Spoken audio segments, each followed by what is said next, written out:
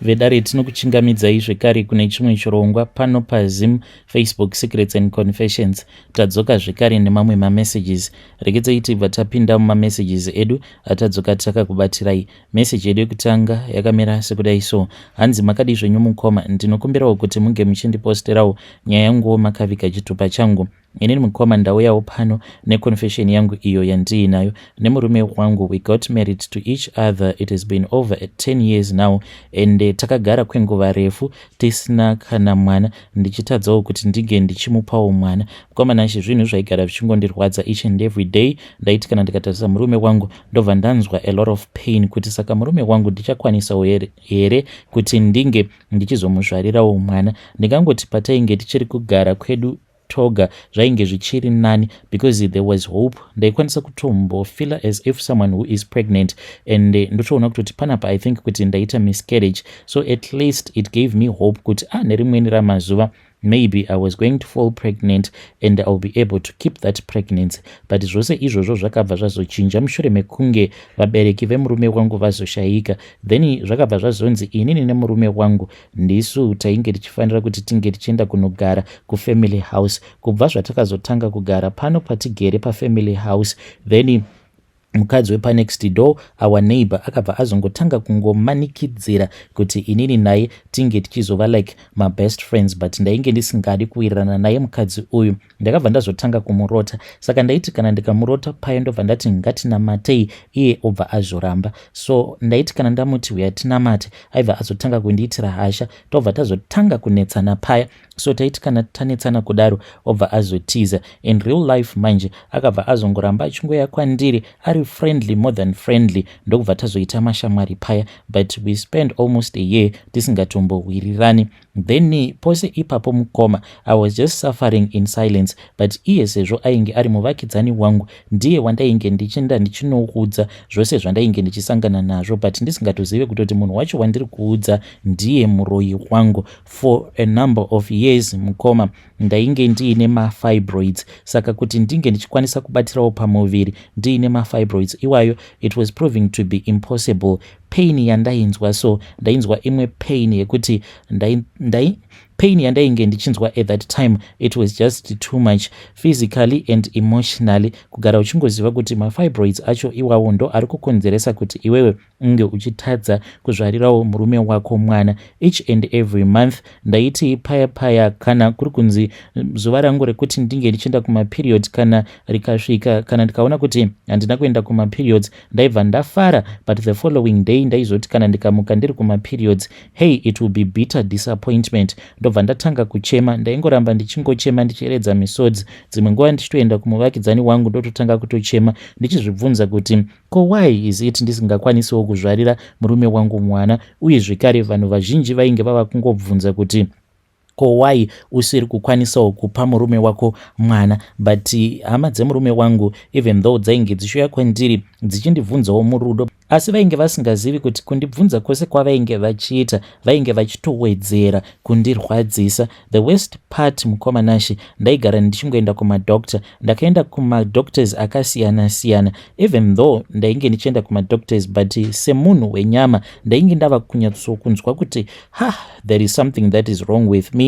Ndinyatsokuona kuti condition iyi Dr. ega ainge asingakwanise kuti ange achindirapa, because nedzimwe hope dzandainge ndichirota I knew kuti there was something dark that was at play. So I could feel kutoti ndaiva munhu aingogara achingotevererwa neimwe mhepo yekuti iyo yainge ichitonakidzwa nekutambudzika kwese uko kwandainge ndichiita. Hey mukoma, it was until much later ndopandakabva ndazoziva kuti muvakidzani wangu saka ndiye ainge achikonzeresa zvose izvi. When I learned the truth, dzimwe nguva vanoti the truth will set you free, but panguva yacho iyo the truth shook me to the core, because ndainge ndisitomborina kana kumbozvitarisira kuti amai vepanext door vandainge ndava kutoona sekunge ndivo amai vangu ndo vainge vachindiroya. My neighbor, a woman that I had trusted, a woman whom I considered a friend, ndivo vainge vachindiroya. It was hard to believe even right now. Ndinoti kana ndikafunga the first time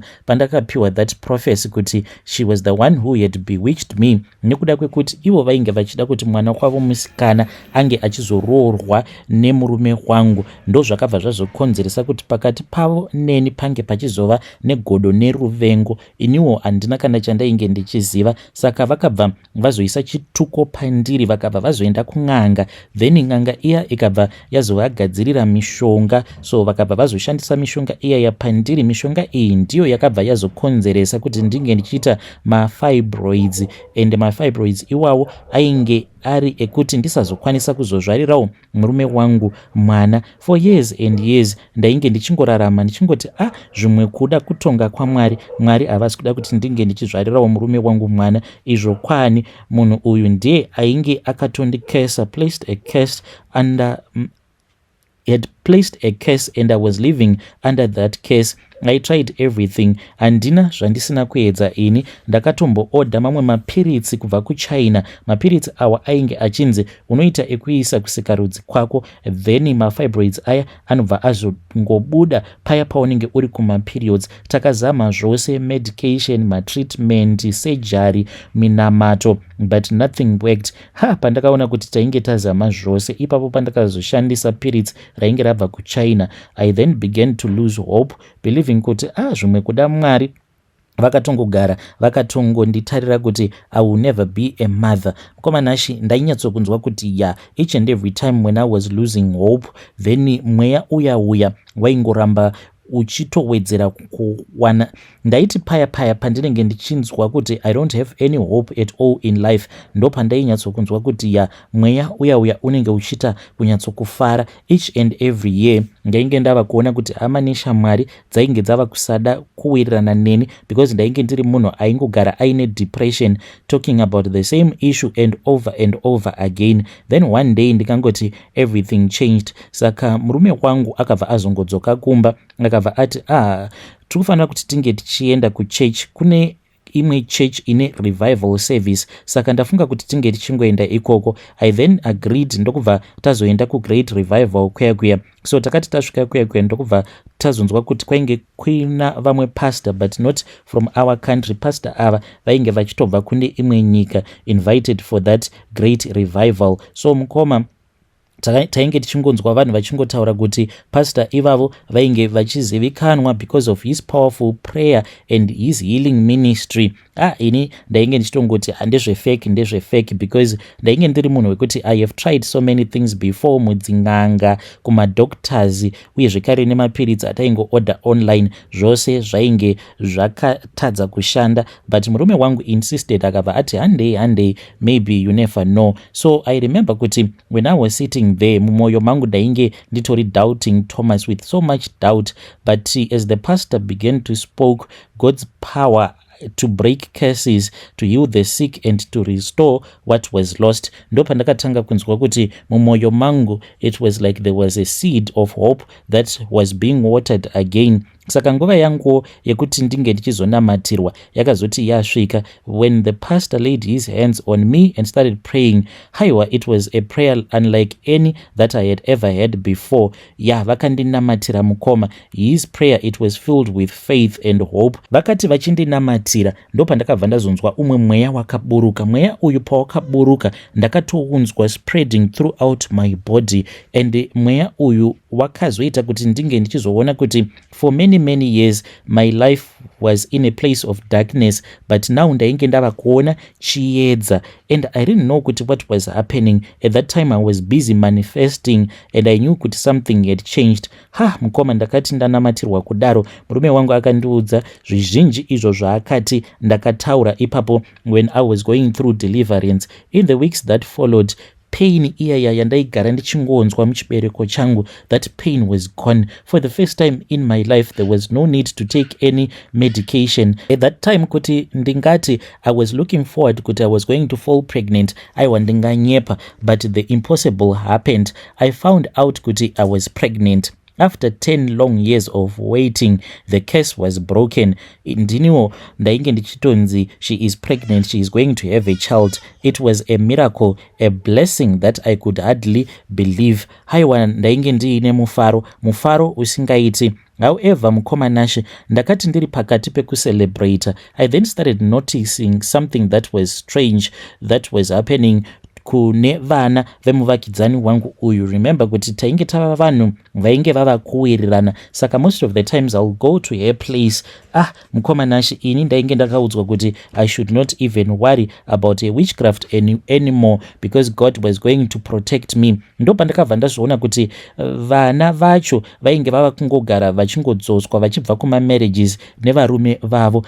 Nekufamba kwenguva ndo pandakazongonzwa umwe wacho achicomplaina achiti kana kugara ainge ava kusagona kugara nekuda kwepain yainge iri muchibereko make. Ndikabva ndatoziva kutoti this pain that she is explaining to me, that was the same pain that I used to suffer from, the same condition exactly that had plagued me for so long, mafibroids. Ndo paakabva azoenda kuchipatara ndokubva atonzi ane mafibroids, the same fibroids that once tormented me, ndo the same condition that was now afflicting them, and they are still struggling with the pain.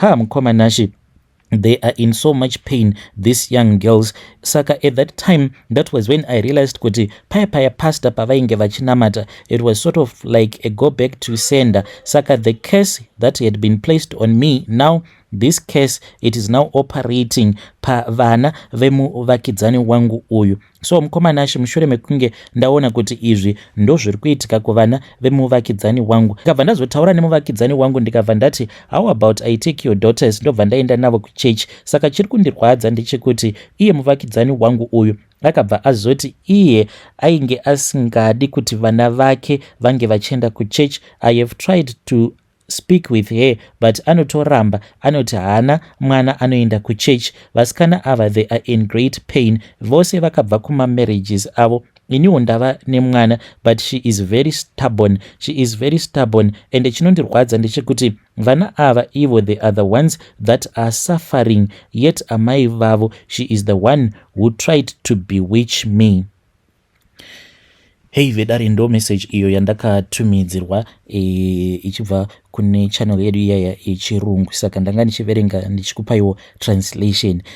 Zvakangoma hazvo veduwe. Strange things indeed they do happen in this world. Please let us try to talk about this issue in the comment section. Regedzai tibva taenda panyedu inotevera. Nyedu inotevera yakamira sekudai so. Hanzi makadi zvenyu mukoma, ndinokumbirawo kuti munge muchindiposterawo nyaya yanguwo makaviga chitupa changu. Ndinoda kureurura kuti ndakarombera kuti ndinge ndichidiwa nevakadzi vakawanda, but now I am regretting. Zvinhu izvi ndakazviitawo mushure mekunge ndichangopedzawo kunyora O level yangu. Saka painge paine chimwe chibhebi chekumaraini kwedu. Chibhebi ichi chainge chichidzidza kuboarding school. Ndainge ndichichida chibhebi ichi nemoyo wangu wose. Zvino chakazoti chauya for a holiday chibhebi ichi, ndokubva ndazotaura nacho. Mushure mekunge ndataura nacho handina kuziva kutoti chainge chichitondi double crosser. Icho chainge chiine umwe mufesi wachainge chichidanana nacho at the same time chichidanana neni. Ndakabva ndarwadziwa apa bhebi iri kuti ndinge ndichiriramba. Ndainge ndisingadi kuriramba. Munongoziva kuti kana uchida munhu zvinonetsa kuti unge uchimuramba. Ndikabva ndati pano zano nderipi, ndopa ndakabva ndazoenda kun'anga. Ndakatoenda kun'anga but mudhara iyeye ainge achiita zvokung'anga ainge atori chairman futi achiita zvematongerwo enyika. Saka iye akatondiseka akatoti mufana wadii wangotsvaka makona ekuti anokwanisa kukupa mari than izvi zvauri kuda kuita izvo. Ndikabva ndati kwete, ndo zvandainge ndichida izvozvo. Saka chairman uya akabva azondiudza kuti iye ainge asina mishonga yacho iyoyo yekuti ndige ndichidiwa nemusikana iyeye wandainge ndichida. Akabva anditi ainge achazoenda neni, then tikabva tazoenda kune imwe village ndokubva ndazonobatsirwa nevamwe gogo. Saka gogo ava ivo manje vakabva vazonditi muzukuru usanyara. Kapasika rudzi yangu mukoma ndine nyora idzo dzinokwana kuita 6 dzandakatemererwa pasika rudzi yangu. Then 3 dzacho idzo dziri pamusoro pesikarudzi yangu, zvekutoti kana munhukadzi akabata sikarudzi yangu nyora idzodzo anotodziona. Uye zvekare pazasi pesikarudzi yangu padhuze nepamabhora patsinga yepazasi pesikarudzi ndo pandakatemererwa zvekare dzimwe nyora 3. Saka nyora idzi idzo zvadzinoita ndezvekudai: kana ndikangogara ndasika bonde nemunhukadzi, mukadzi iyeye no matter what anongoramba achingondida, achingonditeverera. Vakadzi vose avo vandakarara navo, it does not matter kuti they are married or what, mukadzi anotopika kuti zviri nani kuti ndinge ndichingogura zvangu ndichihurira murume wangu, asiziva kuti iwewe ndiwe wega wandichange ndichihura naye. Mukomanashi izvozvizvo ndiri kuno kuSouth Africa. Last week iyo ndainge nditori kuCape Town, ndine umwe mukadzi uyo wandakangosanganawo naye mubhazi achitoti ainge achida kudhindisa pasipoti yake, ndokubva tasangana paya tikabva tatanga kungokurukura tichikurukura. Zvino akabva azoburukawo because ndainge ndatongomushandisira mishonga yangu, ndokubva ndazombospenda some days ndiinaye. Saka mukadzi uyu akazoti aenda zvake kuCape Town, then takazotomboita nguva refu tisingatombotauri. All of a sudden munhu kwava kutotanga kutondipa pressure, akabva ati ye ndichiri kukuda, uya kuno, murume wangu izvezvi ari kuZim, saka is going to Zim for at least about 2 months, saka ndikuda kuti iwe unge uchitomboya kunoko. Ndakabva ndatombosiya basa kunoko ndikanyepera murungu kuti pane zvandainge ndichida kuenda kunogadzirisa kumusha, ndokubva ndatonokembesewa kuCape Town uko. Ende iye aiti kana akabata sikarudzi yangu kudai, obva atanga kudzungudza musoro achiti chinhu ndochida ichi nemwoyo wangu wose, I am willing to die for chinhu ichi. But yet